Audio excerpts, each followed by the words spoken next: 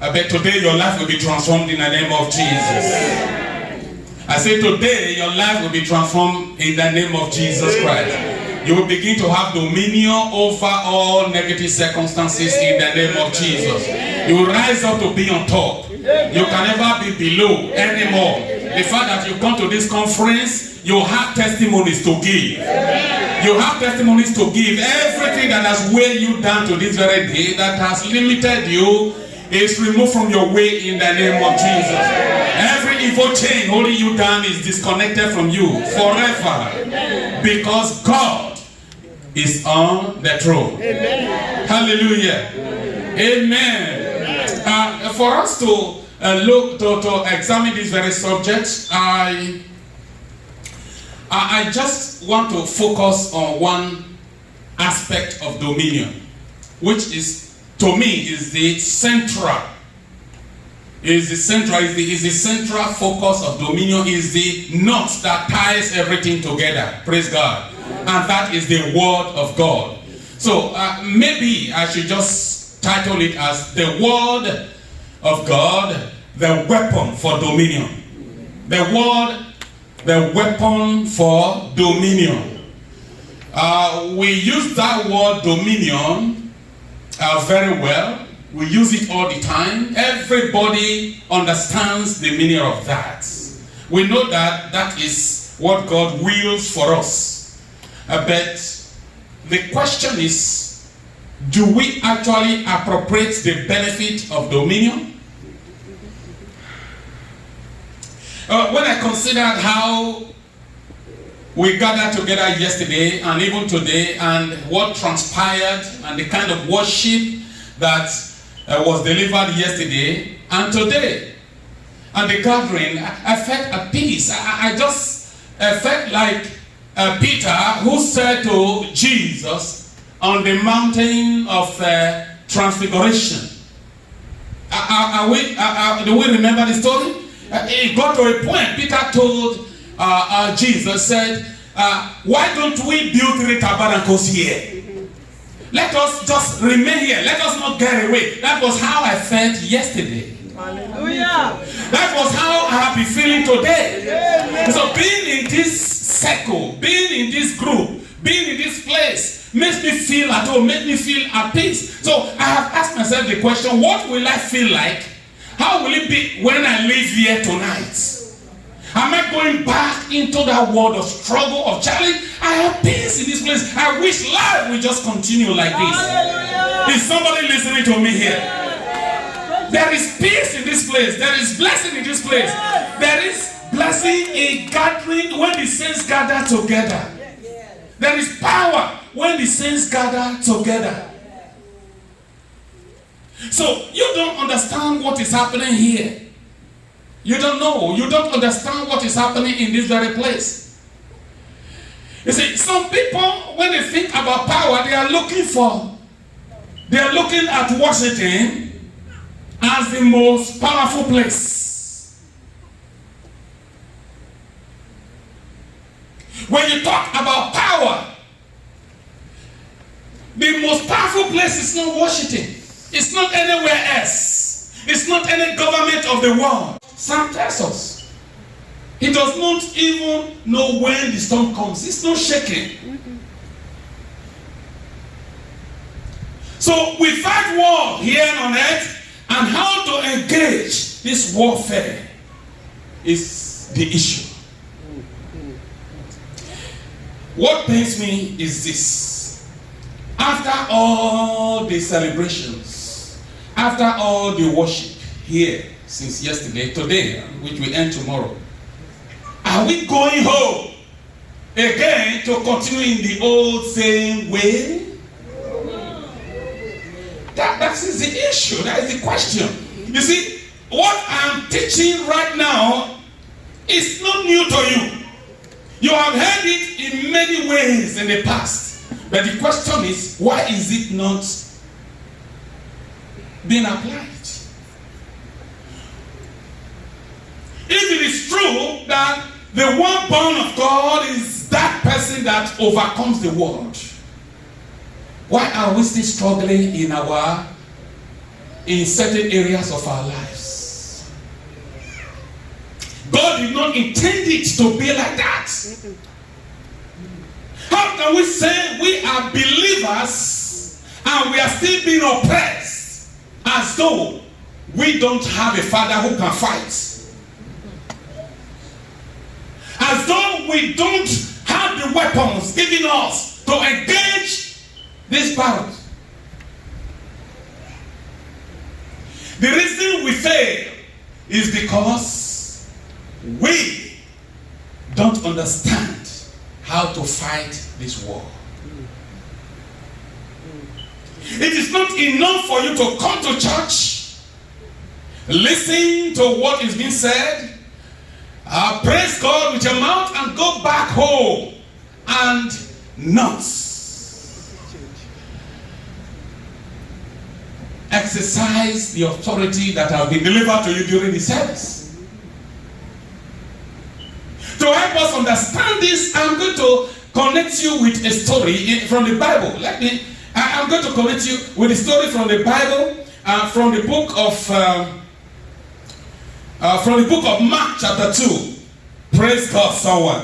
If you are still here, shout hallelujah. Hallelujah. Turn to your neighbor and say, neighbor, from today, I see you exercising dominion over those things that have caused you sleepless nights.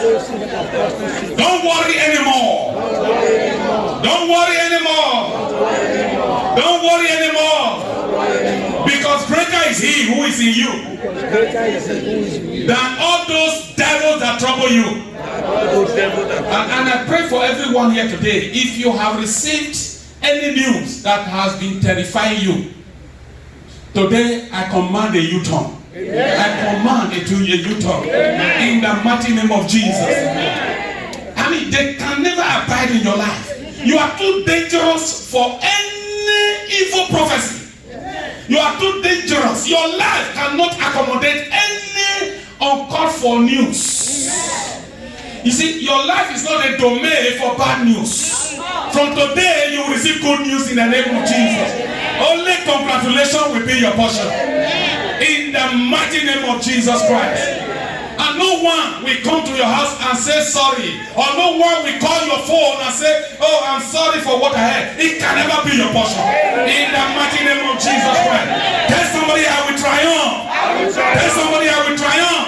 Though I may be in the pit right now, I shall rise to the top hill. I shall rise to the hilltop. I shall rise to the hilltop. I shall rise to the hilltop. Is somebody listening to me here? So don't just look at me as though I'm a failure. I'm not a failure. The Bible says, weeping may endure for a night, but my joy comes in the morning. This is the last time you will ever see any bad thing concerning me. From tonight, my life is only congratulations. That is your portion. That is your portion. And that is what we are supposed to do as children of the Most High God. That is the mentality we're supposed to have wherever we go. Wherever you go, in your office, you are the one that people will look for because you are the one that understands dominion rights. In your family, they will consult you as the one that understands dominion. Dominion is not something you pray for. It's something you already possess. Because, like I said in the beginning, it was created, it was wired into you during creation. Yes. You don't pray for it. If you do pray, it's for you to get the understanding that you do have dominion. Yes. It's not to get more dominion into you. You already have everything that God has given in terms of dominion. Yes. But when you pray, it's to connect you with revelation that will help you understand that you do have this dominion and how to exercise it. In the book of Mark, we're going to read the story of someone we know very well. How he exercised dominion. Verse 1 says, and again he entered Capernaum after some days. And it was, that is Mark chapter 2, verse number 1. I'm going to repeat. And again he entered Capernaum after some days. And it was heard that he was in the house. Immediately many gathered together so that there was no longer room to receive them, no, not even near the door. And he preached the word to them. Then they came to him, bringing the paralytic who was carried by 4 men. And when they could not come near him because of the crowd, they uncovered the roof where he was. So when they had broken through, they let down the bed on which the paralytic was lying. Verse 5 says, when Jesus saw their faith, he said to the paralytic, son, your sins are forgiven. And some of the scribes were sitting there and reasoning in their hearts, why does this man speak blasphemies like this? Who can forgive sins but God alone? But immediately when Jesus perceived in his spirit that they reasoned thoughts within themselves, he said to them, why do you reason about these things in your hearts? Which is easier to say to the paralytic, your sins are forgiven, or to say, arise, take up your bed and walk. But that you may know that the Son of Man has power on the earth to forgive sins. He said to the paralytic, I say to you, arise, take up your bed and go to your house.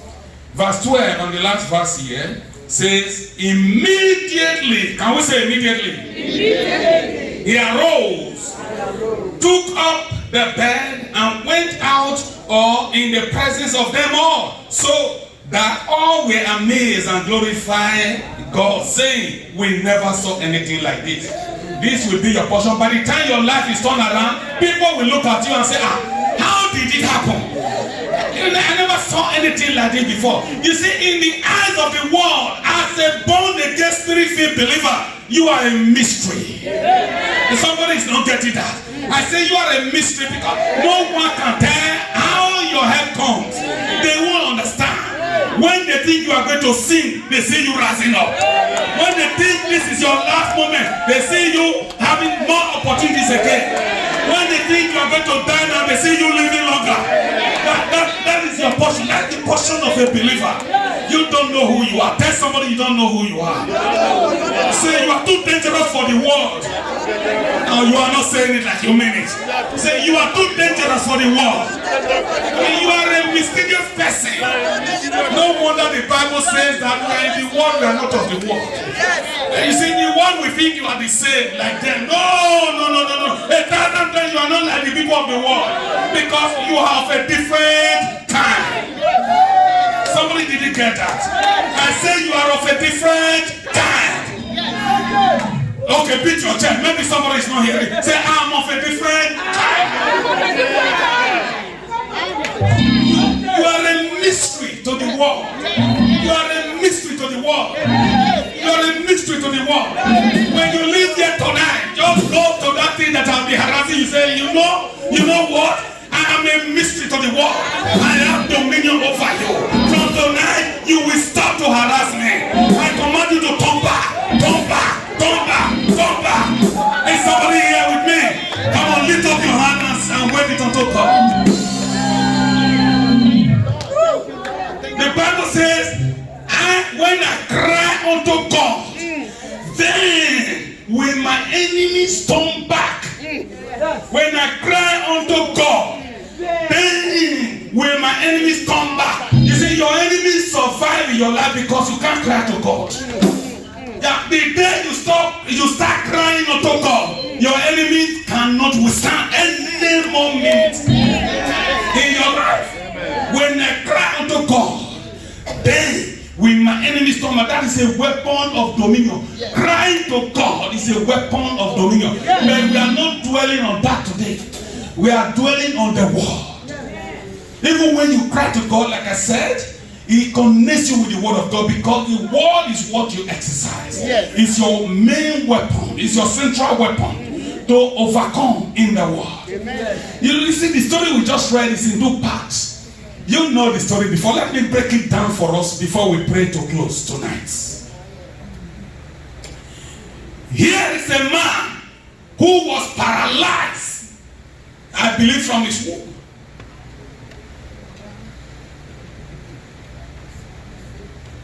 He was paralyzed, and that means he could not walk. There were things he could not do. A man that was created for greatness, a man that was created for dominion, was paralyzed, was grounded because of physical ailments. You see, you may be walking today, but there are areas of your life where the devil has touched you and has grounded you.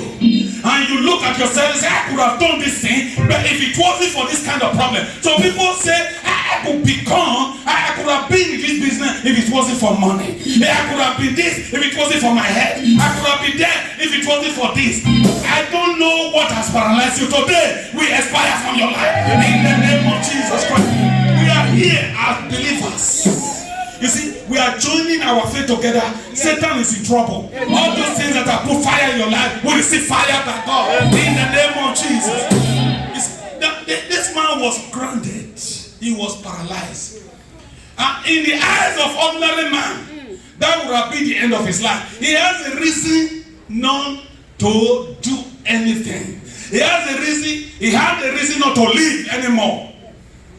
But this man said in his heart, I cannot remain like this. Obviously, he must have tried all other things to get back on his feet, but they failed. That's why I said earlier on that this life is a war. Yes. Wow. Whether you know it or not, it's a war. And the question is not to determine whether it's a war. You already know. If you are not ready from the Bible, you already know from your life experience how much battle you have fought to get to where you are today. You know how much you have lost. You know how many wars you have also won. Now, having settled the fact that it's a war, the question is, how do you engage in a warfare? Some of you who immigrated from another country, you are here, you know that that was a strategy that you employed to fight the battle of life.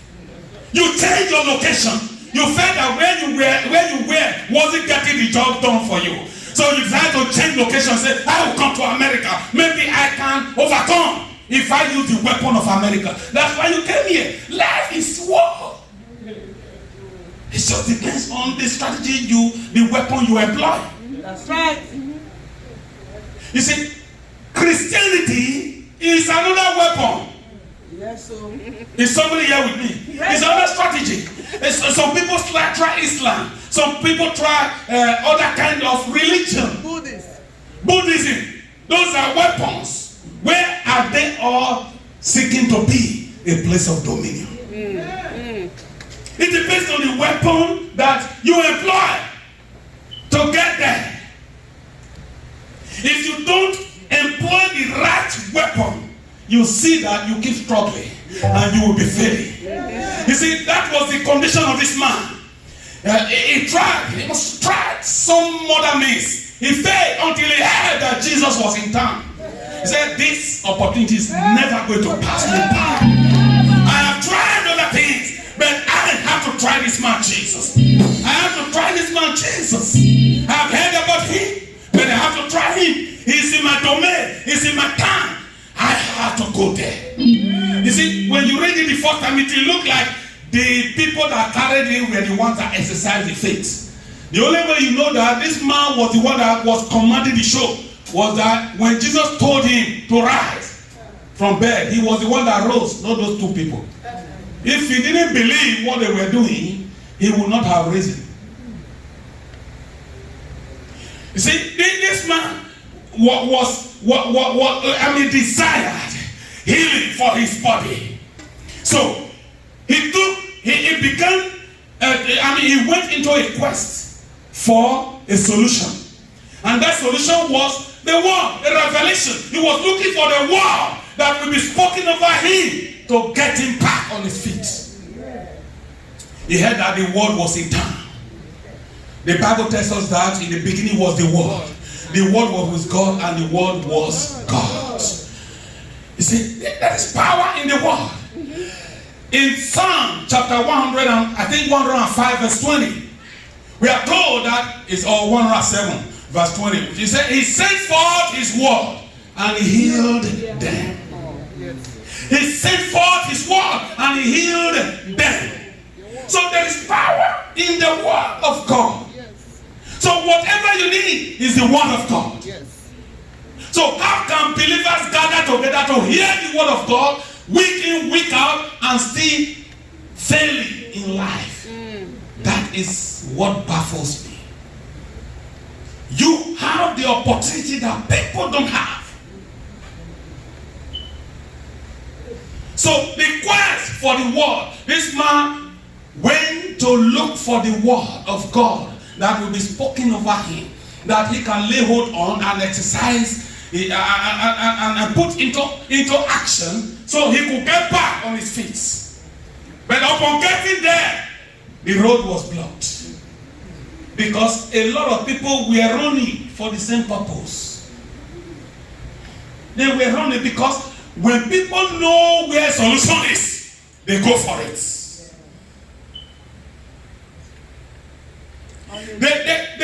That's what the church, a lot are pressing into the kingdom of God. But the disappointment is that many who are already in, they don't know they are right. That is my pain. That is my pain. You see, even though I'm speaking like this today, I have been a victim of this. You can be in the church and be religious, and you will lose out of the blessing. Christianity is not a religion.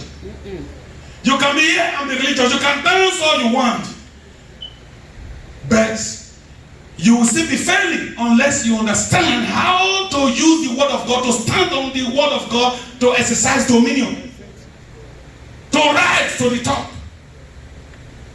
A believer in Christ is a word practitioner. That is what sets you apart from other people of the world. Unless you are a word practitioner, you are a failure. Christianity will not benefit you. You see, when people employ the weapon of Hinduism, they practice their principles of Hinduism, seeking, hoping that will take them to a place of dominion. In the heart of man is the desire for dominion. When people practice Islam, they are hoping that the principles of Islam will take them to that point of dominion. Even those that practice idolatry, they are hoping that is the way to this very position, a way you can experience to a place of peace, of rest, a place of authority. We all want a place where we can sit down and hear the sigh of relief from all the troubles of the world. I say, I thank the Lord. I'm here, I don't have to worry over this. That's where the Lord has planted you. But having come to Christianity, how are we wasting what we have? So this man was running for the world, but he soon found out that there was the multitude that blocked the way, the entrance to where the world was. You see, before you can find your way into the presence of God, we call it Christianity, maybe that's not the correct word. You see, the one you are seeking is not the church. The one you are seeking is the word of God. That is Jesus himself. Is the one you are seeking. Let's listen, when we talk about Jesus, people don't understand. The Bible makes it clear to us, Jesus is the word of God. So if you say, I'm serving Jesus, you are actually saying, I am a word practitioner. I practice the word of God. And so, if you say you are a believer in Christ and you don't practice his word, how can you benefit? It's like you don't understand what you are saying. You don't understand what you are saying. He told the Jews around him, Jesus Christ, he said, if you say you belong to my Father, you will hear, you will do what he says.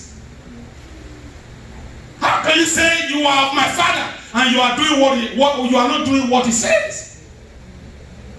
Then he told them, he said, you are of your father the devil, because his word is what you hear, is what you do. So God's desire and design is that as you act, as you hear his word and act on his word, you will be launched to the heights, to a position of dominion. So this man, to cut it short, he got to the door. The entrance was closed. Was already blocked because of the press of the people, the multitude that were already there. There are many things that discourage you as you seek to enter into the presence of God, to give your life to Christ. Your family will hinder you, your community will hinder you, your friends will hinder you. Many things will war against you. They will stop you from going into his presence. Even before you came here today, you see, even some people who are supposed to be, they are not here because job has hindered them. I mean, in their eyes, they are justified. I'm not condemning them. We all struggle with that, don't we? We all struggle with that. But that is how we understand.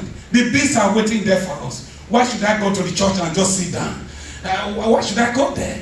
But no, not many know that one word from God can bring about eternal victory. Yes. Change. Can bring financial transformation.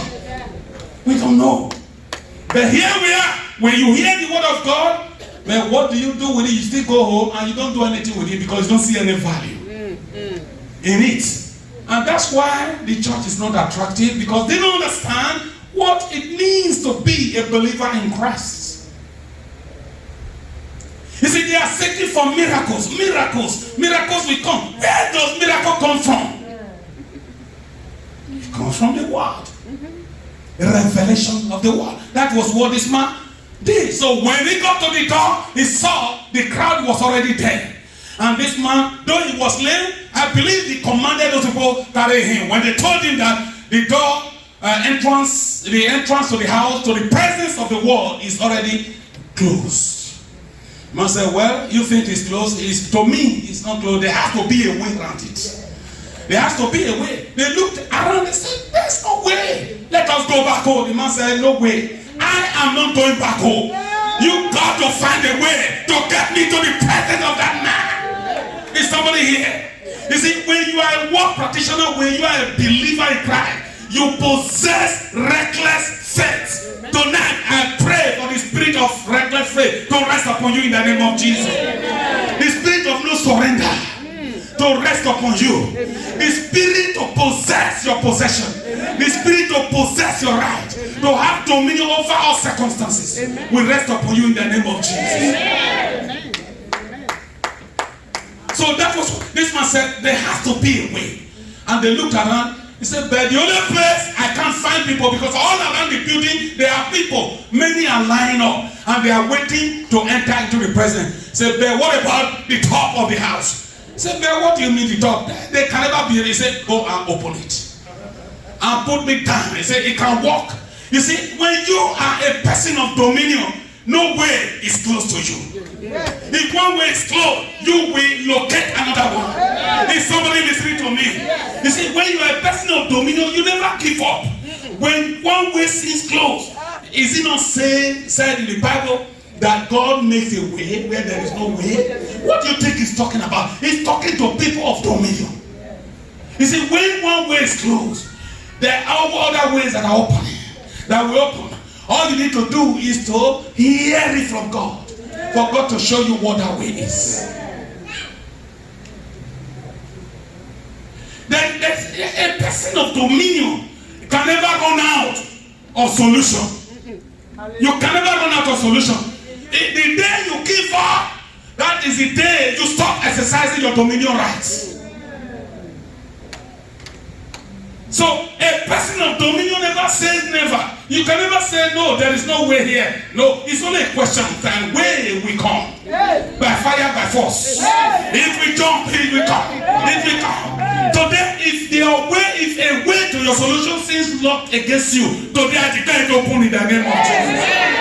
I said today I declare it open. I declare it open. I declare it open. I declare it open. When you leave here tonight, someone will receive a solution in the name of Jesus. What has been troubling you to this very day, you will find out that it disappears from your life. There is a solution. Good news will come your way. In the mighty name of Jesus Christ. And the Holy Ghost is speaking to you here. This man eventually found his way into the presence of the Lord. And Jesus looked at him. How did this woman come here? He was lowered in a basket into God's presence. That is to say, because he knew his dominion rights, he got into the presence of God earlier and quicker than those who were waiting at the door, who got there early in the hour of the morning. It was evening and they were still waiting to see the Lord. Then someone was saying some time ago, they said, a miracle is turn by turn. They said, it's now your turn for you to get miracle. I considered that statement and said, this is not right. It cannot be correct. Because those who say it's turn by turn, they are not dominion people. If you are a dominion person, you don't wait for you to be your turn. You create your own turn. Is somebody listening to me? Because the Bible says now is the appointed time and now is the day of salvation. So that was what this man did. He found that if he had to wait, it may not get to his turn at all. The master, the word of God may disappear, may leave there, may go to another place that he cannot go to. Then this is my right. I'm not going to, or it's my time. I'm not going to allow it to pass me by. Tonight, who among you is going to lay hold on the solution like that? Amen. So the word of God came. As he was lowered into the presence of Jesus, who is the word of God, he said, your sins are forgiven. Your sins are forgiven. He was the first to receive the solution. He was the first to receive the solution. You see? Because he knew how to break through into the presence of the Lord. What am I saying? The fact that you are here tonight, you are broken free from all the things that hindered you from coming into God's presence. Many are seeking to be in the church so that they can engage the weapon of the church, the weapon of Christianity, to fight the battles of life so they can win. You're already here. You already know. So you should be the one educating the people of the world. You cannot be like the people of the world who will just chew the word and throw it as though it is so hard for you. To cut the whole long story short, he came into the presence and the word Jesus Christ met with him and said, your sins are forgiven. And although they were questioning, who is this man that can forgive sin? And they told them, look, which one is easier to do? I'm going to show you some even more difficult parts.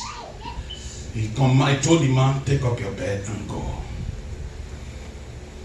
So that's the second part. The first part is the quest for the word. I don't want to major on the sins are forgiven, your sins are forgiven part, because that will further prolong. So, but I just want to leave it that way. So, but he found himself in the presence of the word. That is my focus here tonight. He found himself in the presence of the word. The word of God is a lamp to our feet and a light to our path. He found himself in the presence of the word. He would plunge himself into a place where he could hear the word of God. That was what he did. That was what put him through the roof to the place because of his desire for the word of God. Every Sunday or every time you gather here, you hear the word of God. You come here, you break through every obstacle. There are other things that could hinder you from coming here, but you broke through in order to get here. After coming here, you should rejoice that you are now in a place you can receive a revelation from God. Jesus Christ speaks to people all the time. Whenever you get into his presence, he gives you the word. We are talking about dominion. Then what do you do with that word? That is going to be my last point as we pray. What do you do with the word? After the word is delivered to you, Jesus Christ said, rise up, take up your bed, and walk. The story doesn't tell us that Jesus went to take him up and make him to walk. The word was enough for him. That was what caused him all that trouble of having to break the roof to get there. All he was looking for was the word. And that is what you are privileged to have here as a child of God. Your pastor delivers the word all the time to you. What do you do with the word? This man didn't just get into the presence of the word. He could have said on that day, when Jesus commanded him and said, take up your bed and walk, he would have said, yeah, this is really the word of God. This man is really powerful. Oh, you see, look at the way he delivered it very eloquently. So, next time I will come here, I will come. He speaks good words. If he never acted on the word, he will still be paralyzed. His miracle will not have happened. It's not enough, brethren, to just hear the word. What you have, the word desires. They just don't understand how to get it. They have been misled by going the way of Islam. They have been misled by going the way of Hinduism. They have been misled by going any other way. But you now have discovered. Hallelujah. You have discovered it. Hallelujah. You have discovered it and do not let it go. You should rise to the top and occupy your place of dominion because you have the right weapon to fight. To engage the weapon and to engage the war of this world. The battle of life. So, the last point as today, I see you coming out of your chains. Amen.